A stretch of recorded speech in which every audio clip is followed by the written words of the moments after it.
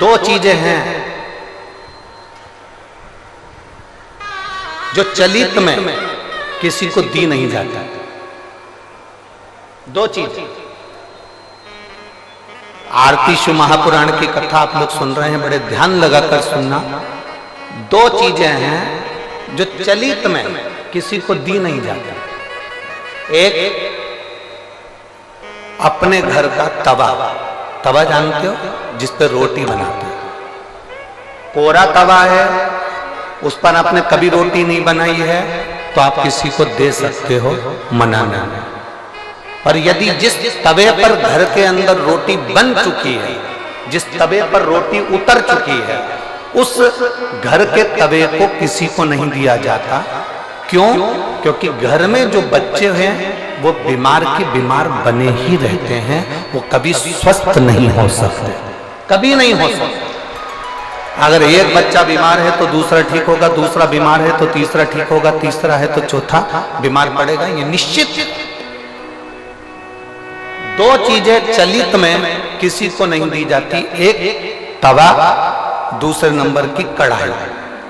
घर में जो कढ़ाई होती है जिसमें आप सब्जी बना ली है, कोई सामग्री तल ली आपने, पूड़ी बना ली, कोई सब्जी बना ली, कोई हलवा बना लिया, सीरा बना लिया, कोई पदार्थ बना लिया।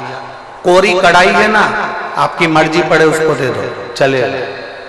कोरी कढ़ाई है ना, आप किसी को भी दे सकते हो।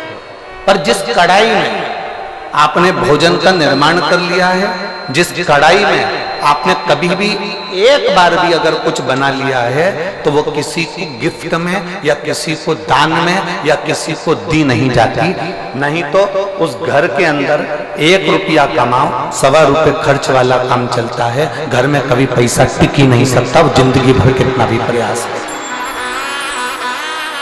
वो अपने जीवन में कितना भी प्रयास कर ले, घर में पैसा नहीं टिकेगा। वो भले कुबेर का खजाना लेकर आ जाए, चाहे वो दुनिया का भंडार भर कर ले जाए, पैसा आएगा जाएगा, घर के अंदर टिक नहीं पाएगा। दो चीजें चलित में दी नहीं जाती।